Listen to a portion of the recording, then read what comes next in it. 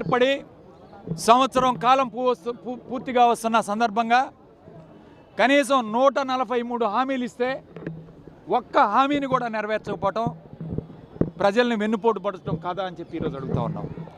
వెన్నుపోటు దినోత్సవం ఎందుకు పెట్టామంటే ప్రజలు ఆశపడ్డారు, మీరు పథకాలు ఇస్తారు, సూపర్ 6 హామీలు ఇస్తారని. వాటి కోసం ప్రజలు ఆశపడి మీకు ఓటేశారు.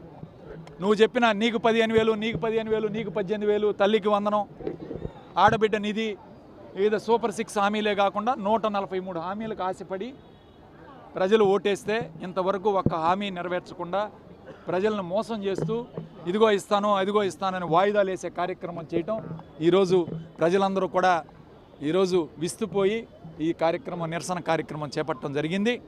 అలానే ఒక పక్క హామీలు నెరవేర్చకుండా మరొక పక్క ఈ రాష్ట్రంలో 150,000 కోట్ల రూపాయలు అప్పులు చేశారు ఈ ప్రభుత్వం. 150,000 కోట్ల రూపాయలు, ఒక రూపాయి కాదు. ఏం చేశారు ఈ డబ్బులన్నీ మేము అడుగుతా ఉన్నాం. ఈరోజు అప్పులు చేస్తూ ఉన్నారు, ఒక్క పథకం ఇవ్వలేదు ప్రజలకి. జగన్మోహన్ రెడ్డి గారు 5 సంవత్సరాల పరిపాలనలో 2,30,000 కోట్ల రూపాయలు నేరుగా అకౌంట్లో జమలు చేశారు. ఆయన అప్పులు 4 లక్షల కోట్లు చేస్తే నువ్వు 150,000 కోట్లు, ఆల్రెడీ 40% అప్పులు చేసావు. కానీ ఇంతవరకు ఒక్క రూపాయి కూడా వేయలేదు. ఏం చేస్తున్నారు? ప్రజలు ఈరోజు విస్తుపోయారు. అంతేకాదు ప్రజలు ఈ దృష్టి మళ్లించడానికి రెడ్ బుక్ రాజ్యాంగం, ఈ ప్రజలు ఎప్పుడు అడుగుతారా ఏం చేస్తారా, వీళ్ళు అడుగుతుంటారేమో, వీళ్ళ దృష్టి అంతా మా మీద ఉంటుందని చెప్పి రోజుకు ఒక నాయకుడిని లోపలేయటం, వాళ్ళని హింసించడం, జైల్లో పెట్టడం, వాళ్ళ మీద లేనిపోని కేసులు బనాయించడం.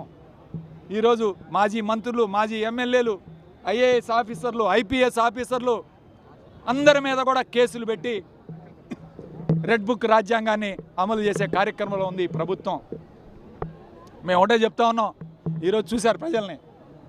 సంవత్సర కాలంలో ఇంత వ్యతిరేకత గూడు కట్టుకున్న ప్రభుత్వం వేరేది మరొకటి లేదు.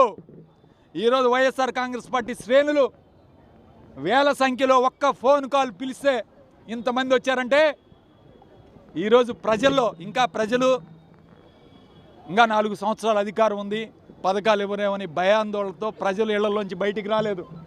ప్రజలు వస్తే మిమ్మల్ని కొట్టే పరిస్థితే, రాళ్లతోటి కొట్టే పరిస్థితే ఉంటుంది. ఈరోజు వైఎస్ఆర్ శ్రేణులు వేల మంది ఇవాళ ఒక్క ఫోన్ కాల్తో వీళ్ళందరూ వచ్చారంటే పోలీసులు బెదిరించారు, బండ్ల మీద రావద్దన్నారు.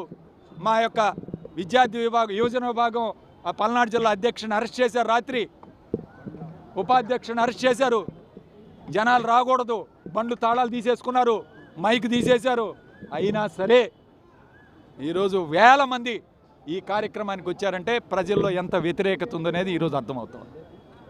అలానే ఈరోజు ఎండిఎం వెహికల్స్ని, ఈరోజు రేషన్ ఇచ్చే వెహికల్స్ని తీసేశారు. అదేంటంటే బియ్యం అమ్ముకుంటున్నారంటే ఎవరు అమ్ముకుంటున్నారు బియ్యం? మీ కార్యకర్తలు. సీజ్ ద షిప్ అన్నావు, ఏం చేసావు పవన్ కళ్యాణ్ గారు, నాదెండ్ల మనోహర్ గారు? నేను అడుగుతూ ఉన్నాను. ఇంతవరకు అమ్ముకునేది ఎవరు? తెలుగుదేశం పార్టీ ఎమ్మెల్యేలు, నాయకులు కాదా? నర్సరావుపేట నియోజకవర్గంలో 28 లక్షల రేషన్ బియ్యం ప్రతి నెల కూడా ఈరోజు డబ్బులు తీసుకుంటున్నారు. ప్రతి నియోజకవర్గంలో జరుగుతూ ఉంది. ఎవరు దోపిడీ చేస్తున్నారు? ఇంతవరకు పవన్ కళ్యాణ్ గారు ఎందుకు మీరు మాట్లాడట్లేదు? నాదెండ్ల మనోహర్ గారు ఎందుకు మాట్లాడట్లేదు? ఈరోజు వాళ్ళ అనుచరులు మళ్ళీ తిరిగి బ్రహ్మాండంగా అమ్ముకోవటానికి వెహికల్స్ని కూడా తీసేశారు. ఇప్పుడు రేషన్ ఇంటికి పోయి ఇవ్వాల్సిన అవసరం లేదు. ఇంతమంది ఇంటికి పోతే కొంతమంది తీసుకుంటున్నారు.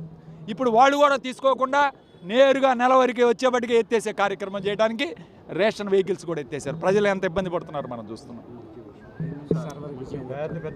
ఇవాళ వాలంటీర్ నిరుద్యోగ వృత్తి ఇస్తున్నావు, ఉద్యోగాలు ఇస్తున్నావు. 3 లక్షల ఉద్యోగాలు తీసేశాడు. ఒక ఉద్యోగం ఇవ్వలేదు, నీ కొడుకు ఒక ఉద్యోగం ఇచ్చుకున్నావు. కానీ ఈ రాష్ట్రంలో 3 లక్షల మంది ఉద్యోగాలు తీసేశారు. 2,60,000 వాలంటీర్లు, 20,000 కార్పొరేషన్లో పనిచేసేవాళ్ళు, 20,000 ఎండిఎం వెహికల్స్, 2,000 మంది ఫైబర్ నెట్లో పనిచేసేవాళ్ళు.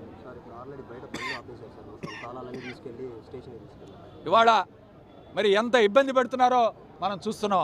నేను ఒకటే చెప్తా ఉన్నాను, ఇక్కడ స్థానిక ఎమ్మెల్యే అరవింద్ బాబు గారు నిన్న మాట్లాడారు.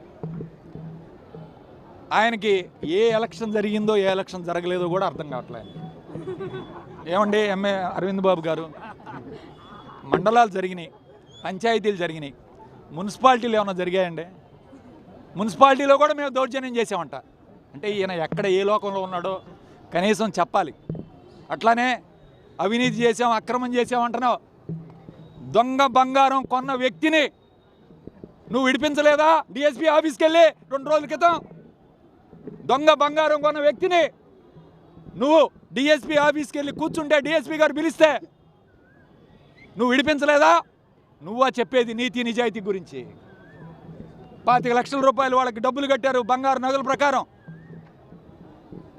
మహానాడుకి ఎంత కలెక్ట్ చేసావా అరవింద్ బాబు గారు?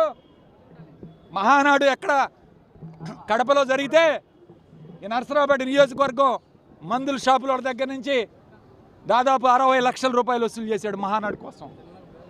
ఒక్క వెహికల్ పెట్టలేదు. ఈయన కుటుంబ సభ్యులు మాత్రం పోయి వచ్చారు. అక్కడక్కడ కార్యకర్తలు పాపం వాళ్ళు సొంతగా పోయారు. అలాంటి మహానాడికి 60 లక్షలు వసూలు చేసావు షాపుల దగ్గర. నువ్వు మాట్లాడేది అవినీతి గురించి. ఈరోజు దెయ్యాలు వేదాలు తల్లినట్టు నువ్వు మాట్లాడుతుంటే నరసరావుపేట ప్రజలు సిగ్గుతో తలదించుకుంటున్నారు. గుర్తుపెట్టుకో అరవింద్ బాబు, నువ్వు 2029లో కాదు, 2029 వరకు అసలు ఈ నియోజకవర్గం ఎమ్మెల్యేగా ఉంటావో లేదో చూసుకో. 2029 ఎన్నికల్లో ఆయనేనంట మళ్ళీ ఎమ్మెల్యే. ఇప్పుడు ఆయనే డిక్లేర్ చేసుకుంటున్నాడు. అది ఇంకా నీకు మేము చెప్పాల్సిన మాటల్లో కాదు. ముందు అప్పుడు దాకా ఉంటావో లేదో ఈ నియోజకవర్గానికి ఎమ్మెల్యేగా, ఇన్ఛార్జిగా అది చెప్పుకో. ఆల్రెడీ చేట భారతం వెళ్ళిపోయింది హైకమాండ్కి, వాళ్ళు పరిశీలిస్తున్నారు. నీ పొజిషన్ చూసుకోమని చెప్తున్నాను. 2029 ఎన్నికలు అంటావా? సవాల్ విసురుతున్నా. నువ్వు రా, నువ్వే పోటీ చేయి తెలుగుదేశం.